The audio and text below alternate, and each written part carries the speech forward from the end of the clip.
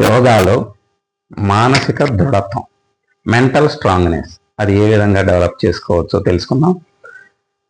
ఒకే ఒక ప్రాణాయామం, ఒక ముద్ర. ఫస్ట్ ఉజ్జయి ప్రాణాయామం. ఉజ్జయి ప్రాణాయామం అది ఏ విధంగా చేస్తారో చూద్దాం. ఉజ్జయి ప్రాణాయామం చేసే విధానం. ఫస్ట్ ఎగ్జైల్ చేయాలి.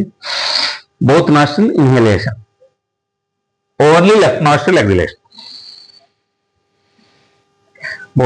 బోత్ నాస్ట్రిల్స్ ఇన్హేల్ జరగాలి, ఓన్లీ లెఫ్ట్ నాస్ట్రిల్ ఎగ్జలేషన్ జరగాలి. ఇప్పుడు ముద్ర, రుద్ర ముద్ర అది ఏ విధంగా చేస్తారో చూద్దాం. ఇవి టిప్పింగ్ జరగాల, మిడిల్ లిటిల్ స్ట్రైట్గా ఉండాలన్నమాట. ఇట్లాగా రైస్ మీద పెట్టుకొని